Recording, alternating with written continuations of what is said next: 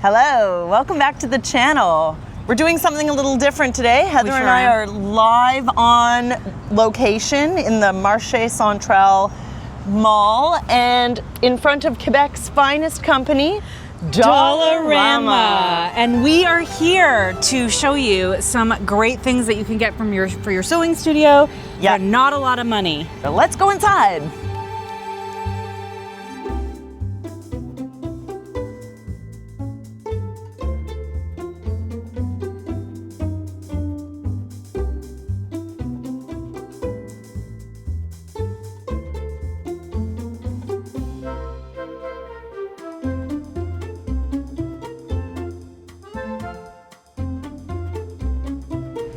Rolling pin, make some cake, make some pie. You can also use this as a wood clapper. I actually think this is oak. It's gonna roll around a little bit because it's round, but this would be great to get into a sleeve, to get into a pant leg, anywhere where you wanna press open a seam. You don't want the seam to show through. And as a possible clapper when you're pressing denim, because clappers are like 20 or 30 bucks. Seriously, and also sometimes when you get a lot of layers of denim, it can get really thick, and we recommend sometimes hammering it down, and you could roll it. That's a fabric roller. That's a good one. I always try to have a stain remover in my sewing kit because I'm always poking my finger and bleeding on stuff. You can also just use your own spit. It does help dissolve it, but if you accidentally get a stain on something you're sewing, $2.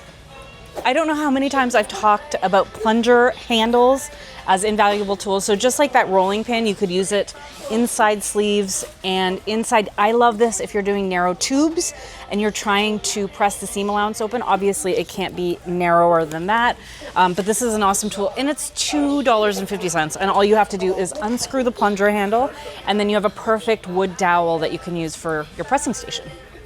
This is what I was looking for, the extra large parchment paper. It's as wide as this.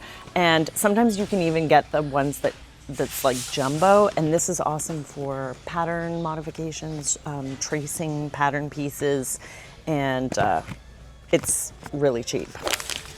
And of course, mouse traps to keep your partners and your children out of your sewing stuff. Very important.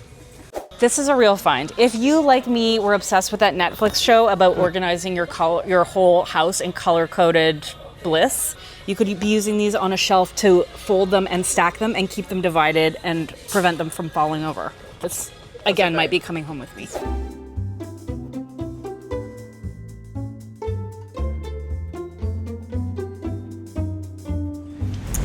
Of course, spray bottles. Really great to have these filled with water when you're pressing and you need a little bit of extra steam, super handy. It's also handy to have water on hand to fill up your iron so you're not constantly running up to the sink. Of course, you could use a bottle of water or something like that, but these are kind of cute. They're little planters. Just keep this next to your iron and save yourself some trips to the kitchen. Or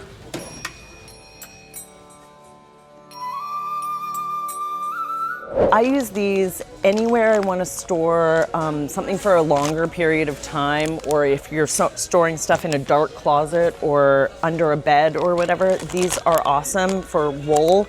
Anything you want to protect from moths, you vacuum out the air and it shrinks everything down super tight. Just remember to label what's in the bag. I am obsessed with stackable storage boxes. These are so handy. We don't really buy storage anywhere else in our office. If you go in our sample closet, we're just filled with stackable things. So buttons, tape, and I like being able to, if I'm gonna put notions inside, I wanna be able to see them. So especially having them designed to stack, like here, these ones are great. They are flatter, so I think this would be great for zipper storage because you don't need a lot of depth. Then you've got something like this, which I think would be great for thread storage. This is really not our aisle.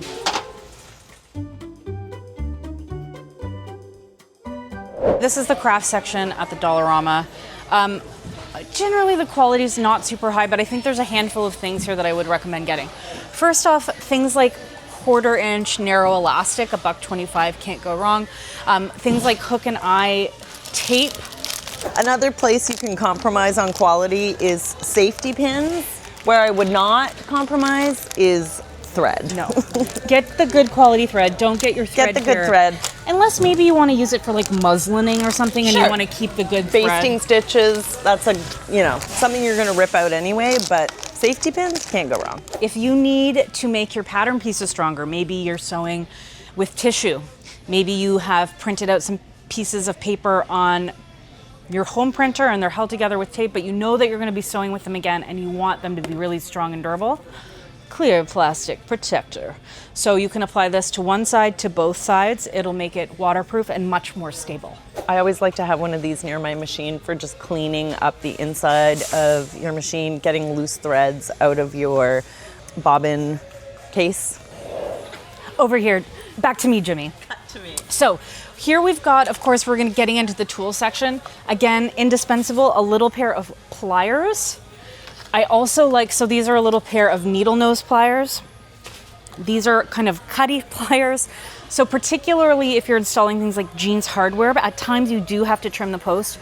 So you might not use these daily, but they are the types of tools that when you need a pair of pliers, you're gonna be glad to have them. Popping in here to say that if you're ever taking teeth off of zippers, that is the perfect thing to do it with. I also want to show you this cute little glue pen.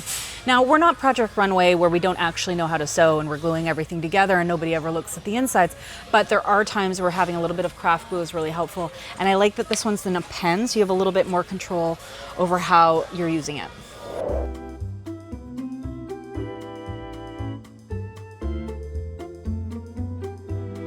Very good thing to have in your stash is clear nail polish. So this helps prevent things from fraying. I don't know if I would recommend it as a buttonhole, but if you are trimming a zipper, for example, that tape tends to fray. And so having a little bit of clear nail polish can be really helpful. These mini Post-its are awesome for labeling your pattern pieces or for labeling the right side and wrong side of your pattern pieces once you cut them out. You can mark left and right side, and yeah, really Super useful. handy. And I'm gonna come in and say little baby binder clips. So obviously you can buy sewing clips. They're pretty expensive. This is they a are. buck. So if you're doing quilting or you're holding any big thick layers together like leather or vinyl, things that can't be pinned, very cheap solution. And I always have rolls of painter's tape on my pegboard. This is great. So if you have a needle plate that maybe only marks seam allowances of a 5/8 of an inch, maybe up to an inch, you can use painter's tape to mark the plate of your machine if you need to have a wider seam allowance over 1 inch, 2 inch, 3 inch, 4 inch. And it's also really helpful if you're sewing something like a dart and you want to mark the dart legs. You just apply the tape to the fabric and you have a really nice straight edge to sew along. Another thing that I think is really important to have on hand is craft twine. You can use this to make your own piping, and because it's white, you're not gonna see it. The other thing you can do this is another tool for tube turning.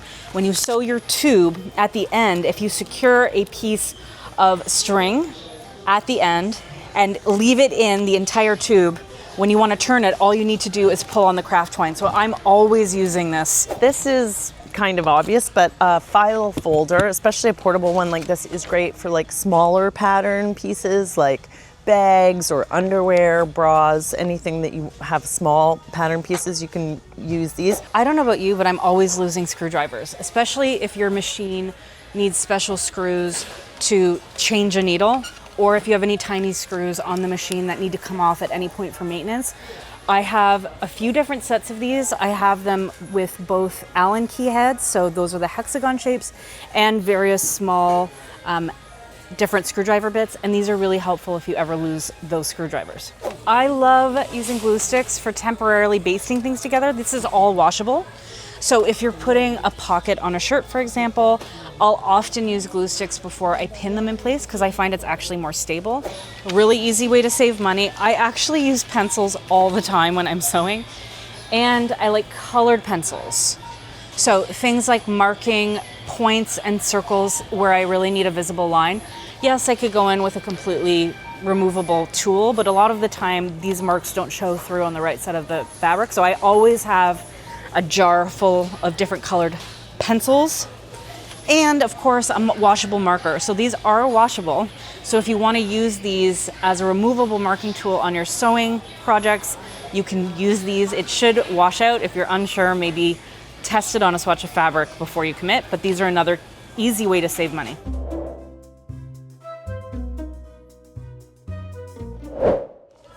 snacks. I mean, they're not precisely sewing related, but the two go hand in hand. I'm furious. There's no Tootsie Rolls here. How am I supposed to live? My favorite snack, Haribo gummy bears, and any kind of chocolate mint. The kind of thing that your grandmother would have at the table at Christmas. It's my favorite. If you do want a massive roll of craft paper, this is absolutely the place to get it. I know my sewing area is pretty dim, so you can get cheap things like LED strip lights and apply that inside the machine. A lot of the time this is actually trimmable, so you can make it the length that you need. You can have little wall-mounted LED lights. There's all sorts of little lighting solutions here if you just need a targeted task light and don't want to pay big bucks for it. I am gonna get this. There you go. I think we're good. I think I'm fully inspired.